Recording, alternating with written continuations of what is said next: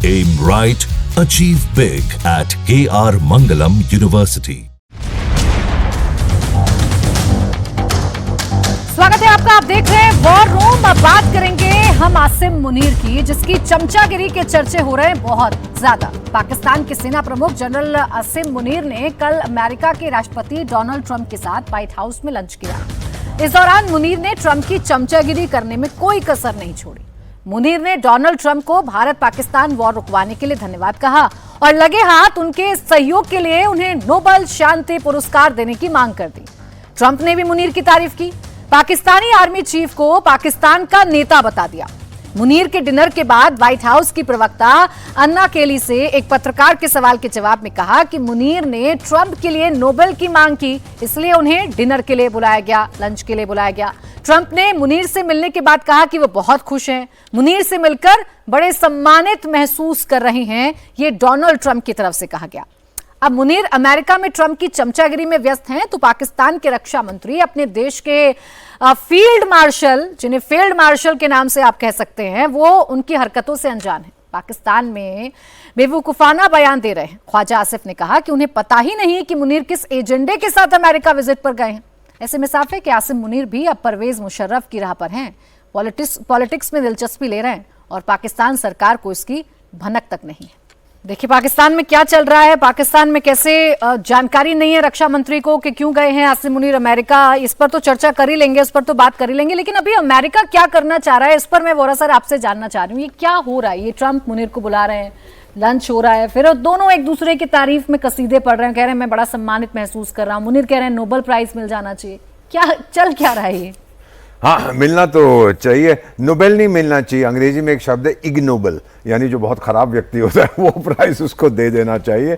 पर ये पिंजरे वाली मुनरिया वहाँ गया है। बेसिकली मैम ये चाहता है कि अमेरिका जो कहेगा मैं वो करने को तैयार हूँ। अगर अमेरिका मेरा समर्थन नहीं करेगा तो मैं कभी भी ये फूल मार्शल नहीं बन पाता।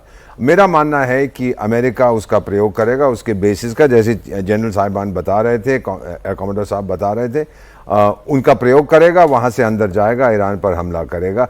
और मेरा अपना मानना है कि मुनरिया जो है अपने कुछ स्पेशल फोर्सेस को भी अंदर भेज देगा कि आप भी जाके लड़ो। अमेरिकन नहीं मरने चाहिए। मेरे तो जिहादी कोई फर्क नहीं पड़ता, उनकी तो 72 आजकल तो कम हो गई हैं, 32 सूरें मिली हैं, वो सब वहाँ भाग जाएंगे। सो बेसिक इशू यही है कि we will use Afghanistan and Pakistan Iran पर हमला करने के लिए, एंड इन रिटर्न जो है मैंने आपको व्हाइट हाउस में भोजन खिला दिया, खूब सारी फोटोएं आपने ले ली, मैंने आपकी तारीफ कर दी और अब दुनिया में आपकी वाह वाह हो रही है। That's the trade off. और आपने नोबेल प्राइज के लिए रेकमेंड कर दिया। अमेरिका में तो बराक ओबामा बना भी नहीं था राष्ट्रपति, पहले से ही उनको नोबेल प्राइज दे दिया। तो ऐसी चीजें हैं। अगर मुनरिया समझता है कि ट्रंप उसका दोस्त है, अगर वो नोबेल प्राइज नहीं मिलता है तो हम सबसे पहले मुनरिया का भरता बना देगा। मैम आप देखते जाइए, पार्टी तो अभी शुरू हुई है। लेकिन खुशी की बात तो मुनीर के लिए है ना बहसर। अब वो खड़ा है अमेरिका में मिलने के लिए, बहुत दिन से अमेरिका में वेट किया, डायस्पोरा को संबोधित किया और फाइनली लंच पर बुलावा आ ही गया। अब ट्रंप के साथ बैठकर चमचागिरी जितनी कर सकता था वो कर ली, बता दिया कि भाई बहुत धन्यवाद आपने युद्ध रुकवा दिया, ये भी बता दिया, नोबेल पुरस्कार की भी बात कर दी। अपने देश को दिखाने के लिए तो बहुत कुछ करके आ गया ना मुनीर। फील्ड मार्शल आसिम मुनीर, जो अपने आप को फील्ड मार्शल कहते हैं और हम सारे उनको फील्ड मार्शल बोलते हैं, फूल मार्शल और या फूल मार्शल बोलते हैं, जो सबको फूल करने में बहुत अच्छे हैं। तो वो जब पहुंचे वहां पे तो उनका पाकिस्तानी नागरिकों ने कैसे स्वागत किया। मास मर्डरर बोला उनको, डिक्टेटर बोला उनको, क्या नहीं बोला उनको।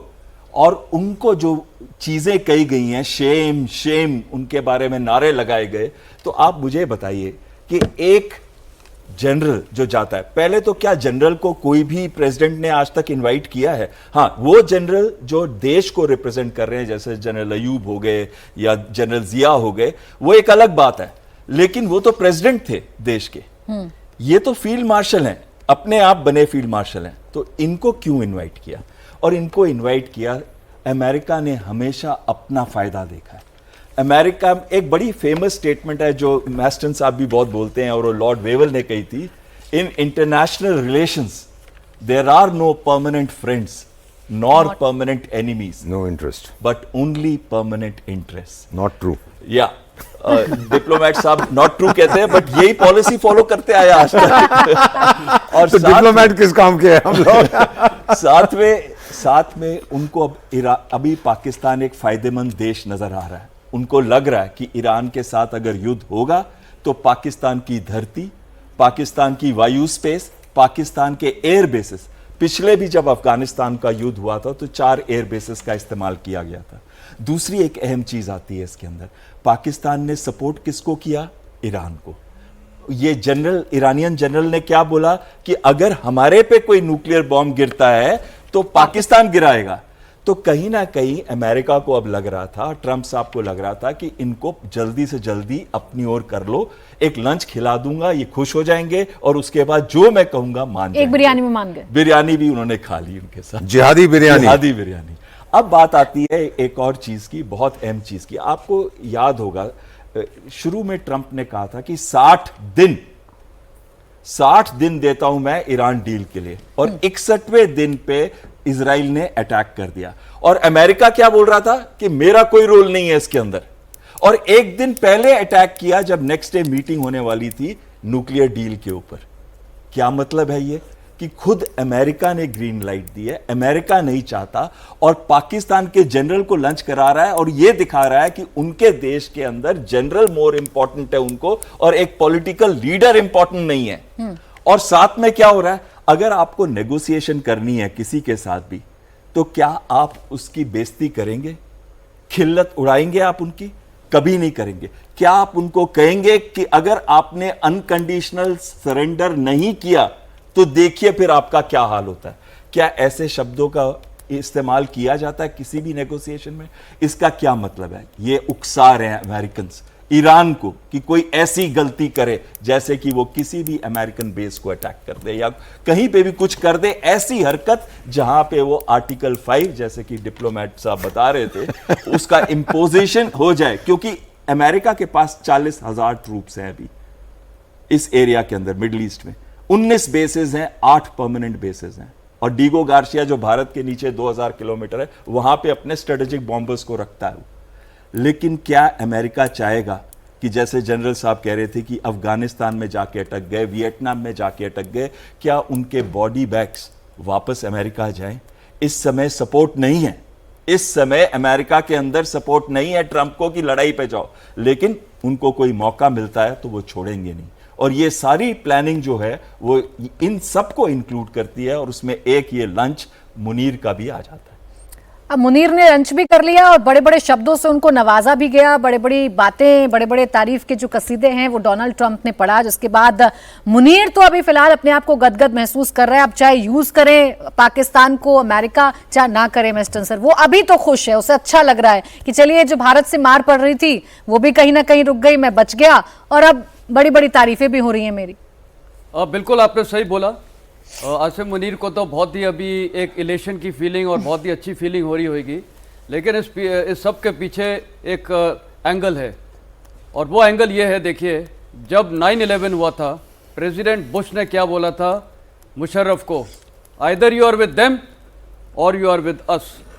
यही भाषा इसको बोली है अभी मुनीर को कि या तो तुम अभी ईरान का साथ दो या हमारा साथ दोगे, और हमारा साथ तुम बिल्कुल दोगे। और उसको पता है कि अगर उसने साथ नहीं दिया तो यहाँ से फिर एक लेवरेज है, वो है भारत, क्योंकि प्राइम मिनिस्टर मोदी ने बोला है ऑप सिंदूर अभी ख़त्म नहीं हुआ है, जारी है। तो ये प्रेसिडेंट ट्रंप ने बहुत होशियारी से, और ये लंच पे क्यों बुलाया, क्योंकि 1-to-1 सेशन में उसको प्यार से कन्वे कर दिया होगा कि ये करना है। तो जाहिर है ये लॉन्ग टर्म प्लान था, और ये प्लान है बेसिकली ईरान के लिए फोकस्ड है, और उसमें बेसिस मिलेंगे, रिफिलिंग फैसिलिटीज मिलेगी, सब मिलेगी। और इसलिए मैंने कुछ दिन पहले यही बोला था, पाकिस्तान वो देश है, वो किसी का सगा नहीं है, वो सबको धोखा दे सकता है। हर बार वो इस्लामिक इशू लेके आता है, इस्लाम को लेके आता है, लेकिन उसी ने प्रेसिडेंट बुश की मदद की थी, और पूरे उसने अपना कंट्री का पूरा दे दिया था प्रेसिडेंट ये अमेरिकन ट्रुप्स के लिए, लॉजिस्टिक बेसिस से लेकर सब कुछ। कौन करेगा? भारत ने आज तक किया?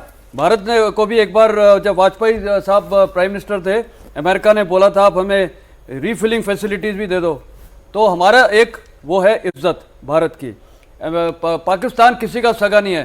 तो आज वो अफगानिस्तान, ये अगर ईरान को भी मारना है थ्रू ये, और वहां से मारेगा कौन? प्रेसिडेंट ट्रंप की जो फौज है। हो सकता है कि पाकिस्तान सेना को भी कोई कमांडो ऑपरेशन वगैरह करा दें, जैसे एम्बेसडर वोरा ने भी बोला है, पॉसिबल है, क्योंकि पाकिस्तान वो देश है जिसको मैनिपुलेट करना बहुत आसान है। और वहां मैनिपुलेट किसको करना है? शहबाज शरीफ को थोड़ी करना है, पावर सेंटर को करना है, और पावर सेंटर है आसिम मुनीर। और मेरे ख्याल पहली बार हुआ होगा किसी भी देश की chief of the army staff को एक प्रेसिडेंट ने लंच पे बुलाया है। मैं तो बताना चाहूंगा कि डिप्लोमेट्स के लिए भी एक बहुत बड़ा प्रोटोकॉल होता है, वो प्रेसिडेंट को जाके जब अपने क्रेडेंशियल्स पेश करते हैं। तो आसिम मुनीर तो प्रेसिडेंट ट्रंप ने साफ दिखा दिया कि वो पाकिस्तान का पावर सेंटर तो वही है। और दूसरा, मेरे को एक अमेरिका का भी यहाँ डबल स्टैंडर्ड दिखता है। ईरान और पाकिस्तान दो नेबरिंग देश हैं, एक के पास तो आप बोलते हैं न्यूक्लियर वेपन्स नहीं होने चाहिए, और दूसरे देश के पास आपको कोई प्रॉब्लम नहीं है न्यूक्लियर वेपन्स। और वो देश जिसने अभी ईरान ने बोला भी था कि पाकिस्तान न्यूक्लियर वेपन्स इजराइल पे फायर कर सकता है। तो ये डबल स्टैंडर्ड जो अमेरिका के हैं, ये भारत को भी अब समझना चाहिए। हमारे लिए खतरे नहीं है न्यूक्लियर वेपन्स, क्या वो वेस्ट के लिए खतरा है? क्या इजराइल के लिए खतरा है? ये पूरा जो एक इस्लामिक बॉम्ब की बात की जा रही है, और ये इसको भी ये ईरान भी वो चाहता है हासिल करने के लिए। और आप देखिए कुछ साल के बाद तुर्की भी शुरू हो जाएगा, सऊदी अरेबिया भी शुरू हो जाएगा। तो ये मेरे ख्याल अभी वर्ल्ड को एक इस पे अमल करना पड़ेगा। डबल स्टैंडर्ड्स नहीं हो सकते हैं कि पाकिस्तान जो बिल्कुल पड़ोसी है उसका वहां न्यूक्लियर वेपन है, और ईरान को आप बिल्कुल ठोक रहे हो। तो और मैं मानता हूं ये एयर कमोडोर साहब ने भी जो बोला है, देखिए भारत एक वो देश है, हमारे आज अच्छे रिलेशंस है इजराइल के साथ भी और ईरान के साथ। यही ईरान आज हमें चाबार पोर्ट से एक्सेस दे रहा है नॉर्थ साउथ ट्रांसपोर्ट कॉरिडोर के लिए, कनेक्टिविटी सेंट्रल एशियन रिपब्लिक्स और अफगानिस्तान के थ्रू। तो क्या साफ जाहिर है, आज ये भी हैरान मत होइएगा कि प्रेसिडेंट ट्रंप एक और ऑर्डर दे सकता है कि कोई भी देश पाकिस्तान ये ईरानियन तेल नहीं खरीदेगा। वो हिंदुस्तान के लिए भी लागू हो जाएगा। वो तो पहले से ही है सर। हाँ, तो वो है, पर हम ले रहे हैं। पर अब मेरे को लगता है कि हमें अपना नेशनल इंटरेस्ट देखते हुए हमें वो करना चाहिए जो हमारा नेशनल इंटरेस्ट बोलता है। अमेरिका की डुप्लिसिटी, और अगर वो ईरानियन ऑयल के लिए बार बार बोल रहा है, ठीक, तो इंडिया को भी बोलना चाहिए कि why accept Pakistan nuclear weapons.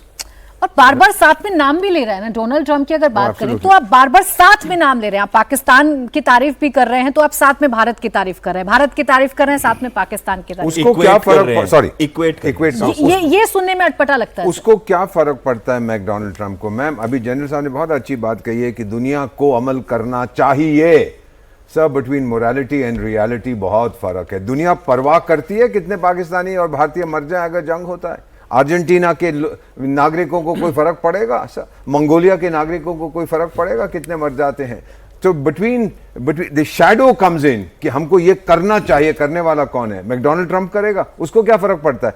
कल अगर जंग हो जाती है हमारे और आतंकिस्तान के बीच में, वहां के 50,000 लोग मर जाते हैं, ट्रंप क्या करेगा? भूख हड़ताल करेगा? I don't think so sir. Reality ये है कि वो दुनिया का शहंशाह बनना चाहता है ट्रंप। मागा शागा सब कुछ उसी के लिए है। अमेरिका को जो धंधा मिल सके करो। बीच में अगर मुनरिया मर जाता है कोई फर्क नहीं पड़ता मेरे को। अभी उसको खाना खिला दिया बस, और पैसे भी नहीं उससे लिए, मैंने फोकट में खाना भी खिला दिया उसको। ऐसा है कि प्राची, सर, इसमें पाकिस्तान वाली बात भी आप करिएगा। अब देखिए ना, ख्वाजा आसिफ, उन्हें समझ नहीं आ रहा, उनको तो दिख रहा है ना कि एक्सपोज हो गए। आसिम मुनीरी पावरफुल, और बोलना पड़ रहा है कि हमें नहीं पता वो क्यों गया है। देखिए, ऐसा है कि मैं थोड़ा सा आपको बैकग्राउंड बता दूं। हाँ। जब इमरान खान था प्रधानमंत्री पाकिस्तान का, मुनीर को अमेरिका में बुलाया गया, और मुनीर को अमेरिका में जाके उन्होंने बोला कि जो इमरान खान है थोड़ा ये अपने पजामे से बड़ा हो रहा है, इसको हटा दो। मुनीर वापस आया, इमरान खान अरेस्ट हो गया, जेल चला गया, मुकदमे चल गए उसके ऊपर, और फिर इलेक्शन हुआ, जो फेक इलेक्शन, जिसके अंदर एक जीता हुआ इमरान खान को हराया हुआ दिखा दिया और शहबाज शरीफ को बिठा दिया गया। आज के दिन में अगर कोई अथॉरिटी है पाकिस्तान के अंदर, वो है आसिम मुनीर मुल्ला। तो ये कोई नई बात नहीं है कि अभी दोबारा ट्रंप ने बुलाया मुनीर को, क्योंकि उसको मालूम है पाकिस्तान के अंदर जो मैंने हुक्म देना है वो मुनीर ही उसको एग्जीक्यूट करेगा। मुनीर इस समय अमेरिका के आगे बिका हुआ इंसान है। पाकिस्तान को समझ आना चाहिए, पाकिस्तान की आवाम को समझ आना चाहिए कि क्या एक बिके हुए मुल्क हैं आप, आपका अपना कोई दीन ईमान नहीं है। आपका एक आर्मी का चीफ जाके बिक के पूरे देश को गिरवी रखा के आ जाता है। दूसरा, अमेरिका नहीं चाहता कि पाकिस्तान चीन के पलड़े में पूरी तरह चला जाए, क्योंकि जो जियो पॉलिटिक्स इस इलाके का है, अगर हम क्वाड की बात करते हैं, वो बात करते हैं कि चीन को उसने कैसे कंटेन करना है, तो वो भी एक उसका बहुत बड़ा फिक्र है कि किस प्रकार मैं पाकिस्तान को अपने खेमे में रखूं। लेकिन चीन ने इतना लोन दे दिया पाकिस्तान को कि पाकिस्तान अब उस चुंगल से निकल नहीं सकता है। तो अभी जब तक ये मुनीर इसको खींचेगा, आगे चल के पाकिस्तान का क्या असर होगा फ्यूचर में, वो समय बताएगा। लेकिन अगर मैं अंदर की बात करूं, ये तो बात है ना niceties. I also call mister Modi refused. I am going to Croatia, sorry sir, I cannot come and be your guest, क्योंकि वो चाह रहा था कि मैं इक्वेट कर दूं, मैं इंडिया को पैसे वे कर दूं। देखो, मैंने आपको भी बुलाया था, मुनीर को बुला लिया तो बराबर हो गया। थैंक यू वेरी मच, आपने जंग बंद कर दी मेरे कहने से। बुलशिट। इंडिया को किसी का वो हुक्म नहीं चाहिए था रोकने के लिए। भारत में इतनी शक्ति है कि अपने पैरों पे हम खड़े हो सकते हैं। दुनिया की सबसे बड़ी आबादी, दुनिया की सबसे बड़ी डेमोक्रेसी, दुनिया की राइजिंग इकोनॉमी, थर्ड लार्जेस्ट, दुनिया की फौज, second largest army by man power, fourth strongest army in the world and a nuclear power. आप क्या बात कर रहे हैं? आप हमको डराएंगे क्या? अब आपने जिक्र कर दिया है ना सर डबल स्टैंडर्ड का, तो मैं एक बार बता ही देती हूँ ये खबर कि कल ही प्रधानमंत्री नरेंद्र मोदी ने डोनाल्ड ट्रंप से फोन पर बात की, 35 मिनट बात हुई और उसमें प्रधानमंत्री नरेंद्र मोदी ने राष्ट्रपति ट्रंप के सामने भारत के स्टैंड को एक बार फिर से रख दिया। ये बता दिया कि हमें कोई भी मध्यस्थता नहीं चाहिए किसी तीसरे देश की, और जो ये सीज फायर हुआ है पाकिस्तान के गिड़गिड़ाने पर हुआ है। लेकिन देखिए, कुछ ही घंटों बाद डोनाल्ड ट्रंप फिर से अपने पुराने रवैये पर आ गए। अब ट्रंप कितने भरोसे के काबिल हैं आप ऐसे ही समझ लीजिए। सवाल इसलिए खड़े हो रहे हैं, ट्रंप ने 16वीं बार फिर वही दावा कर दिया जिसका खंडन खुद प्रधानमंत्री मोदी उनके सामने कर चुके हैं। ट्रंप ने एक बार फिर भारत पाकिस्तान के बीच मध्यस्थता कर वॉर रुकवाने का दावा किया।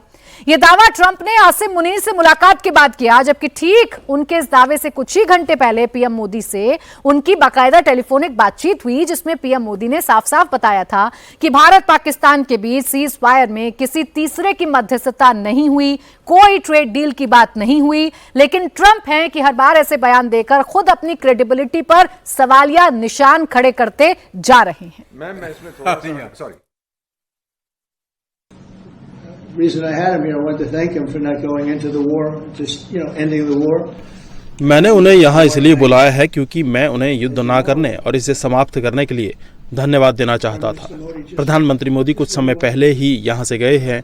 हम भारत और पाकिस्तान के साथ व्यापार समझौते पर काम कर रहे हैं। मैं बहुत खुश हूँ। दो बहुत ही समझदार लोगों ने युद्ध जारी ना रखने का फैसला किया। वो दो बड़ी परमाणु शक्तियां हैं। आज उनसे मिलकर मुझे सम्मानित महसूस हुआ।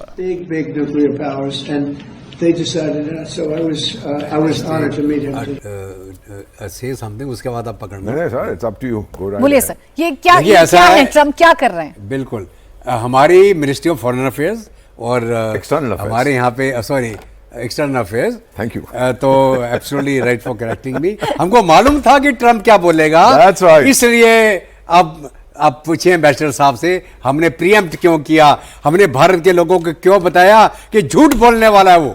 Over to you sir. Thank you very much ma'am. मैंने कुछ ऐसी कॉन्वर्सेशंस में पार्टिसिपेट किया, 6 देशों में जवाब का रादू था। नॉर्मली क्या होता है, फेस टू फेस या टेलीफोन पे भारत के प्रधानमंत्री, उनका फोन आया तो भारत के प्रधानमंत्री ने जो मेरा मानना है कहा होगा, मिस्टर प्रेसिडेंट आपने बहुत रुचि ली है इन मामलों में, थैंक यू वेरी मच, पर आप तो ये जानते हैं कि हम मध्यस्थता स्वीकार नहीं करते और हमने ये आतंकी गढ़ों पर हमला किया था एटसेट्रा एटसेट्रा, और हम बड़े खुश हैं कि आप भी समझ गए हैं हम क्या करना चाहते हैं, लेकिन माफ़ी चाहता हूं मैं नहीं आ सकता क्योंकि मेरा एक कमिटमेंट क्रोएशिया। इस टाइप की बातचीत होती है कि हमारे एरिया में क्या हो रहा है एटसेट्रा एटसेट्रा।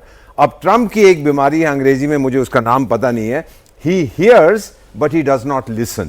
सुन तो रहा है आवाज लेकिन समझ नहीं पा रहा क्या हो रहा, थोड़ा सा मेरा ख्याल जो भी है उसके दिमाग में हालत जो है। तो ये एक्चुअली बात हुई है और बहुत अच्छा किया कि हमारे foreign secretary is absolutely outstanding, उसके जरिए प्राइम मिनिस्टर नरेंद्र मोदी खुद कुछ नहीं कहा कि बोलिए आप जो रीड आउट है उसको बता दीजिए, इससे पहले कि ट्रंप कह दे कि नरेंद्र मोदी ने मुझे हाथ जोड़ के मुझे कहा कि टाइगर मुझे बचा लो, मुझे पैसे दे दो, ये एटसेट्रा एटसेट्रा। उन्होंने फॉरेन सेक्रेटरी ने कहा कि ये नहीं हुआ, ये नहीं हुआ, ये नहीं हुआ, ये हुआ था, और प्राइम मिनिस्टर ने कहा कि मैं वहां पे नहीं आ सकता, मैंने कहीं और। This is a master stroke ma'am, diplomacy हम कहते हैं। उससे पहले कि ट्रंप कुछ कहे, नहीं तो वो फिर से बोल देगा कि अब मैं भारत और चीन के बीच में मध्यस्थता कर रहा हूं, दोनों मेरी बात सुन रहे हैं। उससे पहले ऐसा कुछ कहता, ये बात कह दी कि मध्यस्थता फॉरगेट अबाउट इट, छोले खा के आओ, हम मध्यस्थता नहीं करवाते। एक सवाल और सर, इसका जवाब और दीजिए, ट्रंप पर कितना यकीन किया जा सकता है, वो कितने भरोसे के काबिल मैम, रहेगा? अगर on a scale of 1 to 100 यकीन हो सकता है -40। बिल्कुल यकीन नहीं है। आई मीन 0 से कम। बड़ा अच्छा आदमी है, कम से कम आप, ही इज प्रिडिक्टिबली अनप्रिडिक्टेबल। तो और आप क्या कहेंगे उसके बारे में? मेरे को अमेरिका का वीजा नहीं मिलेगा, thank you very much. Sir बिल्कुल सही कह रहे हैं। देखिए, एयरफोर्स में एक स्ट्रैटेजी है, उसको कहते हैं प्रीएम्पशन, यानी कि दुश्मन जब बिल्कुल तैयारी कर रहा है और कुछ भी लॉन्च करने जाने वाला है तो हम क्या करते हैं, उसको प्रीएम्प्ट करके पहले मार देते हैं, ताकि बाद में दुश्मन की जो कैपेबिलिटी है उसमें डिग्रेडेशन हो गई है। अब वही चीज हमारी फॉरेन मिनिस्ट्री ने की है, वो हमारे देश की जो मिलिट्री स्ट्रैटेजी है उसको अच्छी तरह समझ गए हैं, वोरा साहब भी अच्छी तरह समझ गए हैं। तो ट्रंप की क्या बात आती है? ट्रंप सोचते कुछ हैं, बोलते कुछ हैं, करते कुछ हैं, होता कुछ और है। 24 घंटे के अंदर इन्होंने हमको प्रॉमिस किया था कि यूक्रेन का युद्ध बंद करा देंगे, और क्या किया, इतना भड़का दिया अब, और क्या क्या लैंग्वेज का, भाषा का उन्होंने इस्तेमाल किया है। और आज की स्टेट में जितनी बुरी तरह से कीव के ऊपर अटैक हो रहा है, और जितनी बुरी तरह से कीव कोशिश कर रहा है रिटेलिएट करने की, यहां तक उनके बॉम्बर्स तक को भी उसने डिस्ट्रॉय कर दिया। 20 बॉम्बर्स के आसपास आज से कई दिन पहले ऑप स्पाइडर वेब हुआ था उसके अंदर, अबाउट अ मंथ बैक। तो कहीं ना कहीं उस लड़ाई में इतना भड़का दिया, इतना तेल डाल दिया है, इतना घी डाल दिया है कि अब वो लड़ाई रुकने का नाम नहीं ले रही। तो दोनों को नोबेल प्राइज दो, कीव वाले को भी और मॉस्को वाले को भी। अब दूसरा स्टेट आ रहा है मिडिल ईस्ट के अंदर। जब तक तो वो न्यूक्लियर डील से नेगोशिएट की बातें कर रहे थे, तो बात सिर्फ एक बात पे अटकी थी, वो थी एनरिचमेंट की। लेकिन इन्होंने वेट किया कि इजराइल अटैक करे, उसके बाद इतनी तबाही हो, और फिर वो कहें कि आप अनकंडीशनल सरेंडर करें। अनकंडीशनल सरेंडर, आप किसी को भी मुंह पे थप्पड़ मारते हैं भाषा की लैंग्वेज से, आपको क्या लगता है वो कोई भी डील को तैयार होगा?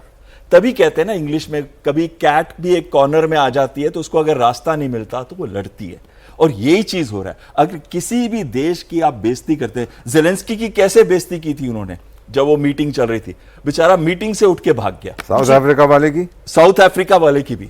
तो कहीं ना कहीं ये भाषा का जो उपयोग है इंटरनेशनल डिप्लोमेसी में, शायद ट्रंप ने सीखा नहीं है। मैं सिखाऊंगा। और अगर कोई भी युद्ध को रोकना है तो आपकी भाषा बिल्कुल सही होनी चाहिए।